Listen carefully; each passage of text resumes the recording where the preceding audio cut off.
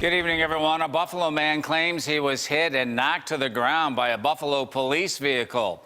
And instead of calling for medical help, he says police arrested and charged him and then tried to get him admitted to a local psychiatric facility. The News 4 Investigates team has been looking into this incident that's now the focus of a federal civil rights lawsuit filed against the city and several officers.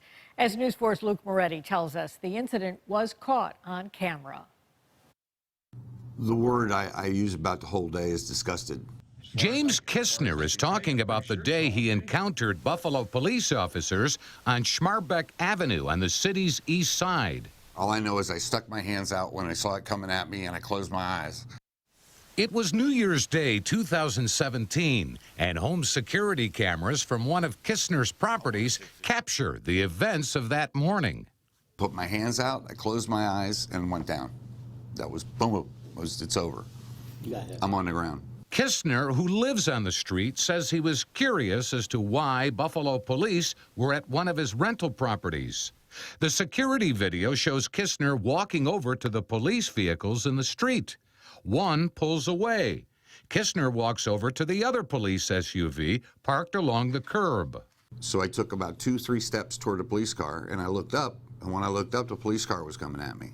The video shows Kistner being struck and falling to the ground.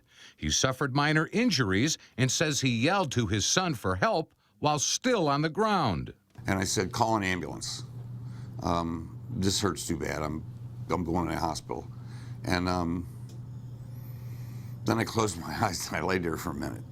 When I opened my eyes, there was a policewoman over top of me with her hands on her hips, looking down at me, and she says, if you don't get up, I'm going to arrest you.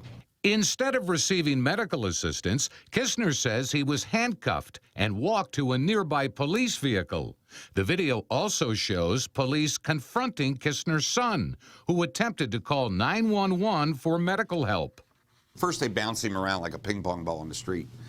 And then they take his phone and say, you're not calling anybody or you're going to jail. We know from the dispatch records they canceled the 911 call even though Mr. Kistner's lying in the street having been hit by the vehicle.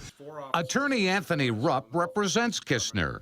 The events of that day are now the focus of a lawsuit filed in federal court in Buffalo. Among the allegations being made by Kistner against the city and the officers involved, that Buffalo police violated their own policies and procedures to cover up the accident and avoid any investigation into their actions and conduct. And immediately they went into a mode where they're preparing the lies and concocting the story so that they'll be exonerated, all to the detriment of Mr. Kistner, who was really doubly victimized. Rupp says Kistner was taken to ECMC's psychiatric emergency room on 2 occasions that day. The lawsuit alleges that police falsely told ECMC personnel that Kistner had intentionally thrown himself into the front of the police vehicle. One look at the video and you know that Mr. Kistner did not attack the vehicle. Rupp says despite the police pushing to have Kistner admitted for psychiatric reasons, he was discharged from ECMC after 2 separate evaluations on the same day. They were absolutely wanted him admitted to ECMC, I think believing that if he had to spend time in the psych ward, that it would be more believable that he had attacked the police SUV and deliberately damaged the mirror. Kistner was arrested and charged with felony criminal mischief and a disorderly conduct violation, which were later dismissed. Kistner also claims that he was subjected to a strip search while at Central Booking. The lawsuit alleges that police were aware that he was to be given an appearance ticket and that a strip search was not necessary. The whole strip search was simply another way to rile me. According to the lawsuit, these efforts were designed to humiliate Mr. Kistner, to deter him from exercising his civil rights by force, intimidation, and threat.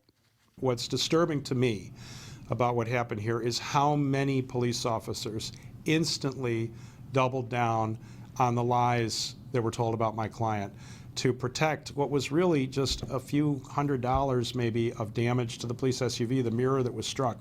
For James Kistner, it's a waiting game, nearly 3 years and counting. You know, how do I become whole again? Well, first of all, I got to put it behind me. So I got to get it done. So with whatever outcome happens, we got to have an outcome. We should point out that the attorney who's representing James Kistner is also suing the city for a separate, unrelated incident.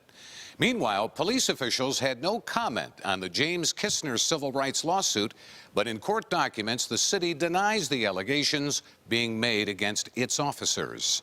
Luke Moretti, News 4. If you have a story for our investigative team, you can email it to investigates@wivb.com.